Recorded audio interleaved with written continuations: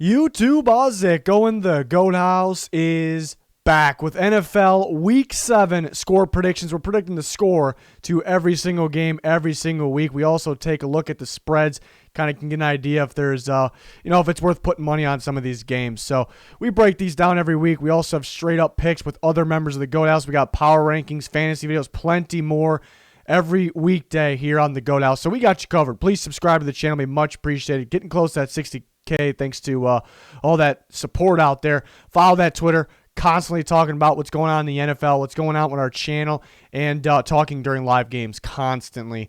Instagram, podcast, Patreon, plenty more. Right before the score predictions for Week 7, Patreon, link in the description, comments. Junior, who's leading the GOAT House in correct picks this year, he's doing a phenomenal job. He's got his score predictions on the Patreon. I got my bets of the week. We're doing fantastic on those as well, looking at straight-up locks, against the spread locks, and over-under locks. I'm doing the same thing for college football, money line upsets, spread picks, college football score predictions, a lot of Big Ten action getting started this week. Really excited for that. Updated playoff predictions, bonus content, Discord access, much more, always adding more. Score predictions, Thursday night football game. Giants at Eagles. I got the Eagles taking care of business here. Got them winning by 8, 28-20. The Giants are plus 4.5 in Philly. So the Giants are the underdogs there. Eagles favored by 4.5. Yeah, I have the Eagles taking care of business. I got kind of a Carson Wentz, somewhat of a breakout game happening here. I know they're really beat up. No Miles Sanders.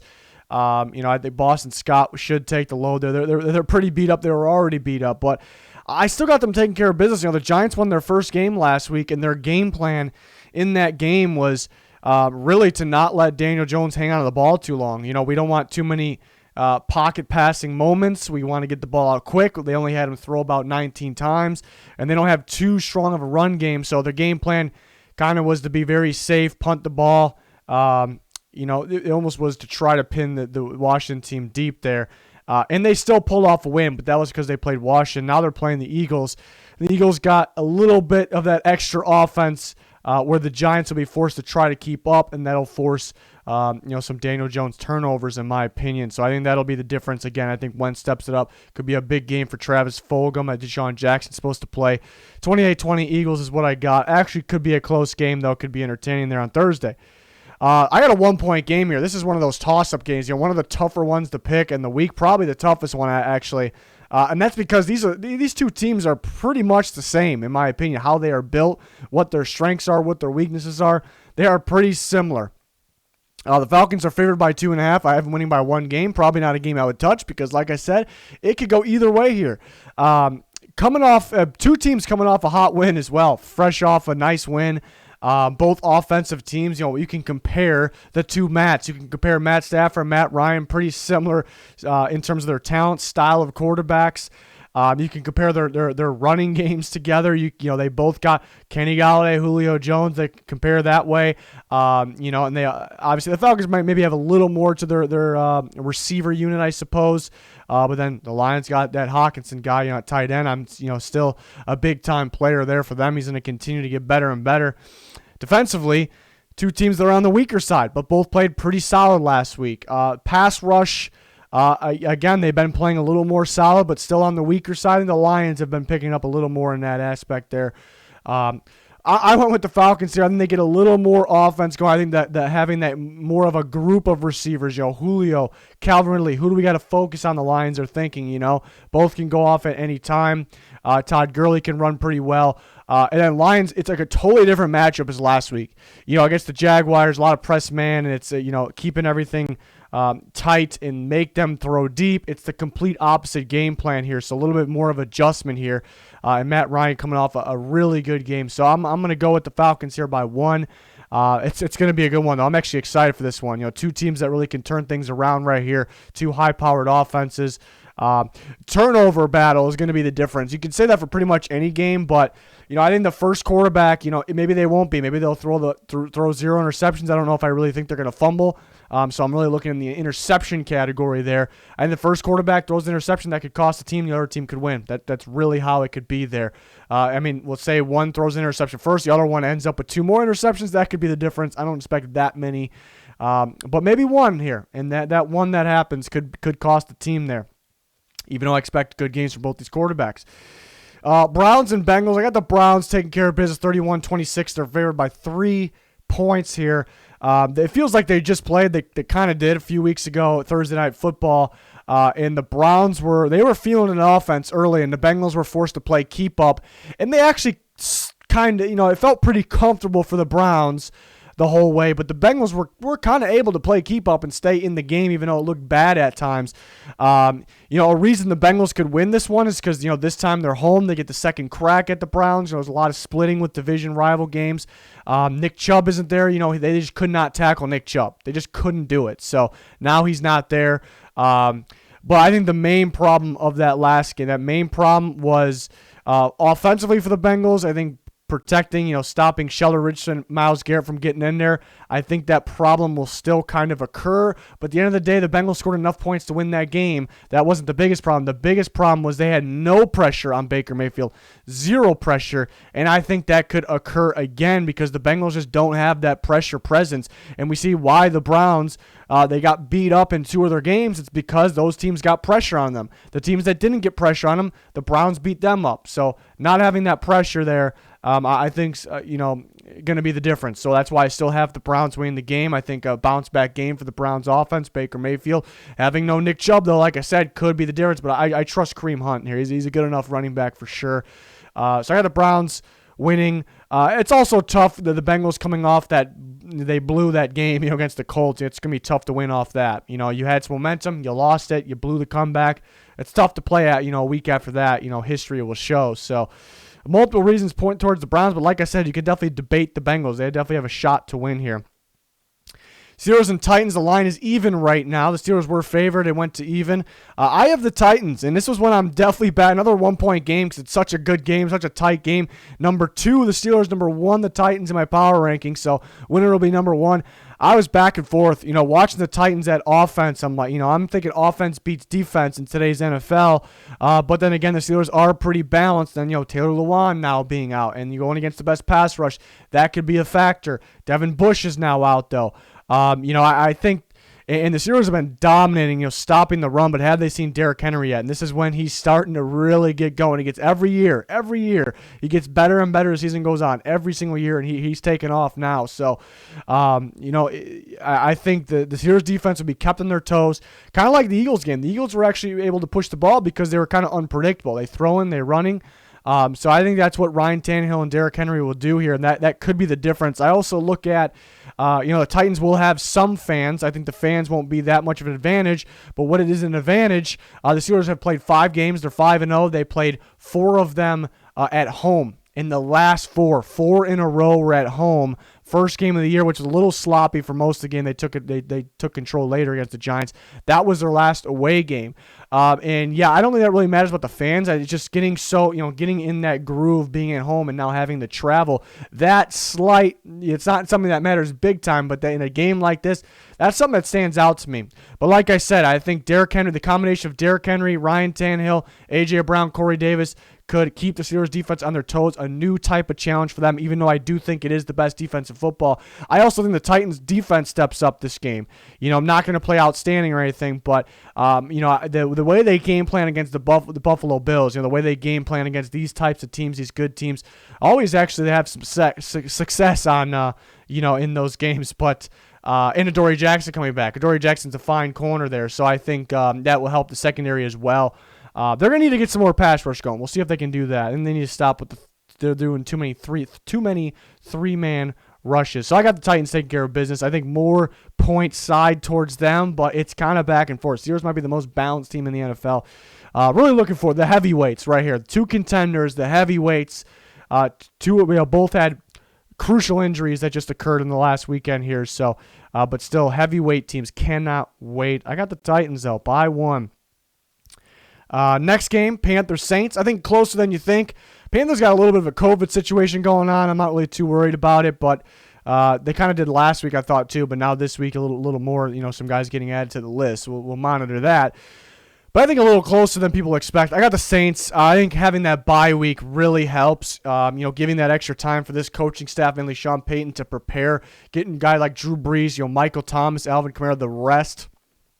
A lot of veterans on this team. That rest can do wonders. But why I think it's a little closer, the Panthers they've shown that they're a surprise team. They're a pretty sneaky team.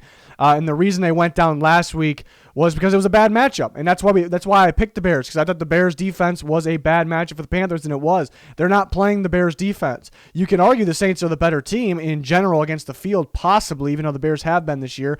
But they're not playing the Bears defense. This is a totally different matchup. The Panthers actually can keep up scoring with the Saints here. So honestly, this is a game that you could argue both sides, but I think the main factor here, when it's all said and done, the Saints should be the better team, especially at home, and especially off the bye week.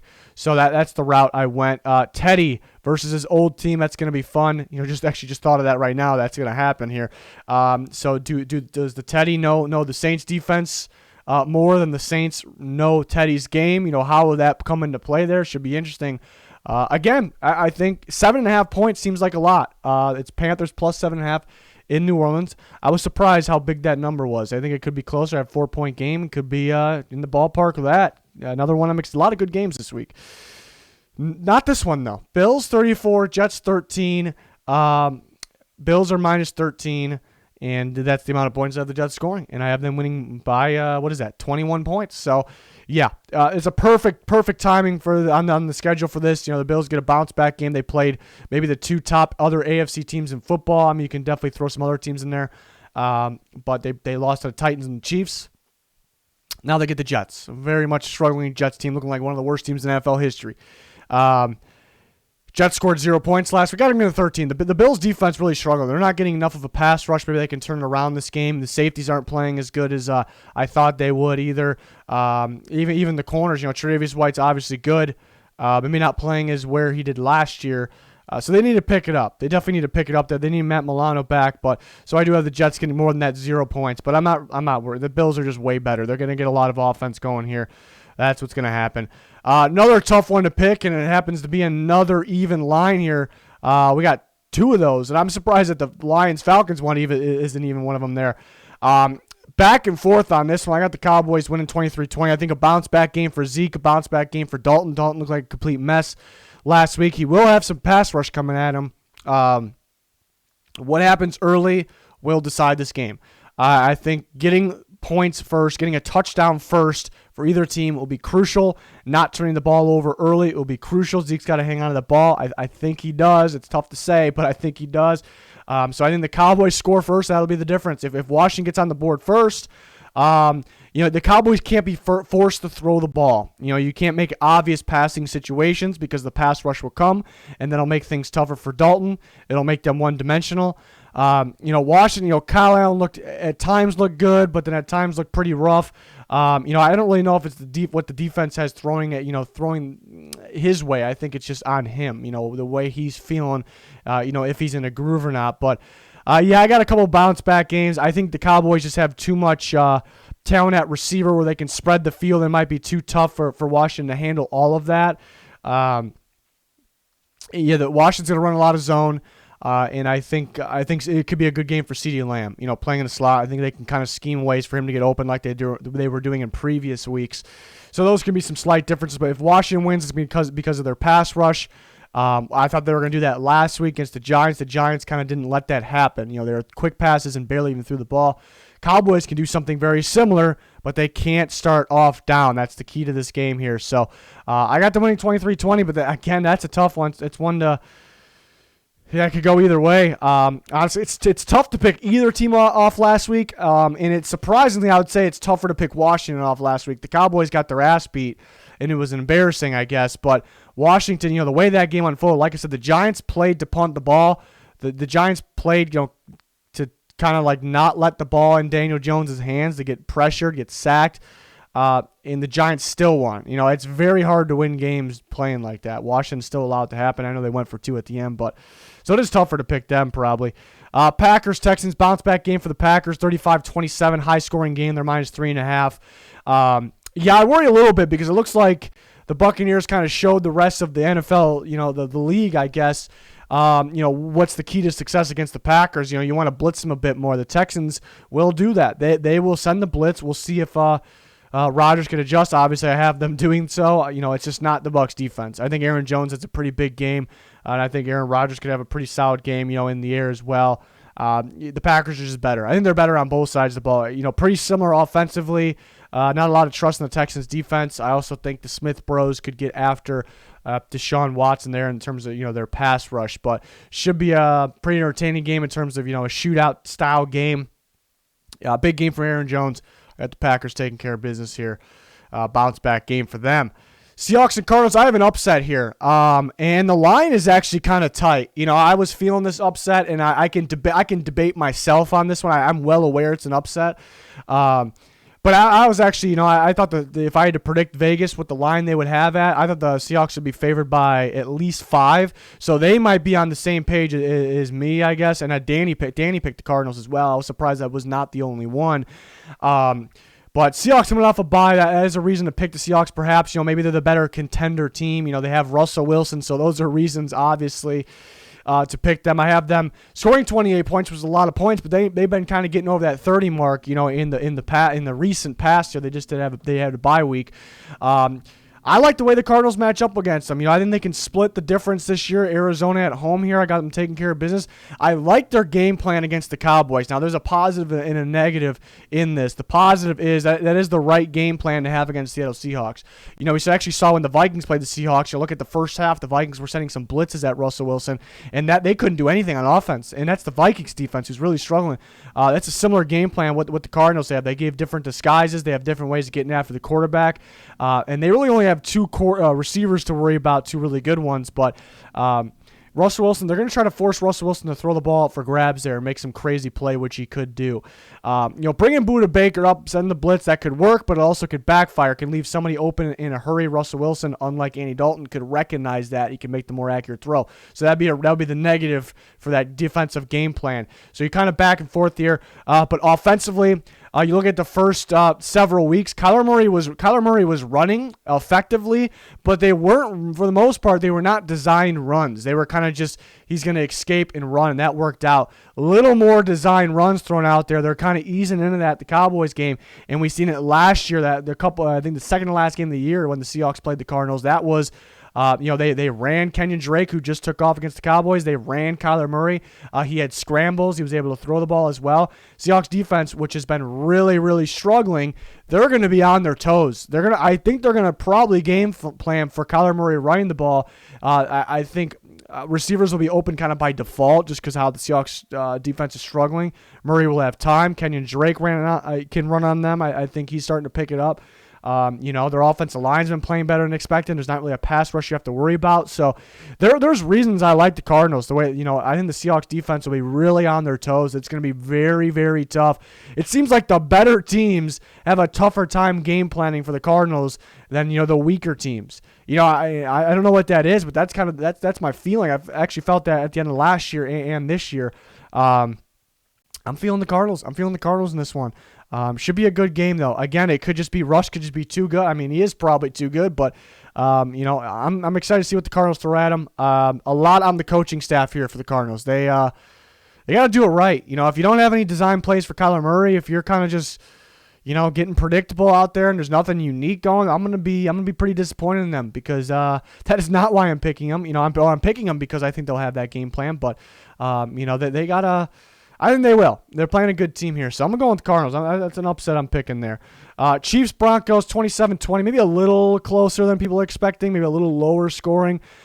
Chiefs had their moments of actually struggles here and there, but I think the better team. It's supposed to snow. I actually trust the Chiefs and Mahomes more, a little bit more in the snow, whether it does or not, honestly.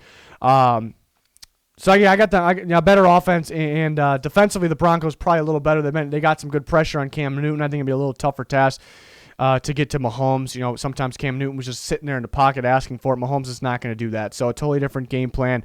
The Chiefs have too much speed, I think, for the Broncos corners who are starting to pick it up. But a lot rides on the Broncos pass rush, but a lot rides on Drew Lock. Staying consistent. Had a couple wow throws last week, threw a couple picks. Hold on the ball too long. So overall, not the best game from him, but he did have his moments, I suppose. He did have some drops, but I don't, doesn't really clean everything up. He got to play a little better again this time around against the Chiefs. They dominated that game against the Patriots. They gotta get the ball in the end zone. Stop with the field goals. I mean, you'll take the field goals, but you gotta get those touchdowns there. I got the Chiefs. They're just a better team. I'm really in this game. I think on both sides of the ball. I think they will be so in this type of game. So I got the Chiefs here, 27-20. Taking care of business, possibly in the snow. Niners, Patriots, somewhat low scoring, 24-20. I think a lot of clock will be taken off this game, so that's kind of why and it's not that low scoring, but I expect a lot of clock draining here in this game. Niners are +2 in New England. The Patriots bouncing back. They had to knock the rust off. A little concerning, though, because they were very sloppy last week. I think the Niners, it was more of a really good matchup for them against the Rams. I don't think the game will go, as similar. I think Cam Newton will come out running, and he'll run effectively, and I think that'll open things up for the pass game. But I really like the way the Patriots defense matches up with the Niners offense, especially with no Mostert there. I don't think they'll be that effective running the ball, and then it's gonna force Garoppolo to throw. And when it's expected, they were a little unpredictable last week, but the Patriots defense has the ability to make them kind of one-dimensional, and that'll make a tougher game for Jimmy Garoppolo there. I think Kittle could have a pretty solid game though. McKinnon, in the passing game, catching the ball downfield and in the backfield, but I just like the way the Patriots match up, especially at home here in the cold, possibly. So I got 24-20. Patriots winning this one. Could be a pretty good game.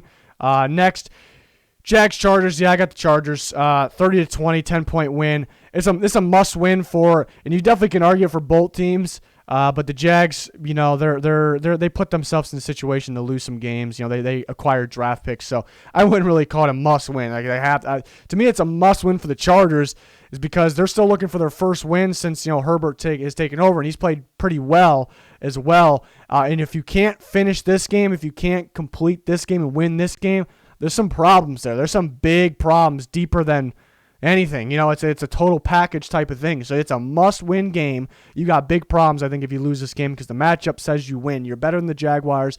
It's an easy game plan on defense. Gus Bradley will have the right defense. They'll play some more tight coverages, some more man coverage than they usually do, which they're familiar with. But and Herbert should have a day on this. I think even without Eckler, I think their running backs could have a day, and their receivers could have a day. Both sides of the ball, they are much better than the Jaguars. They're home.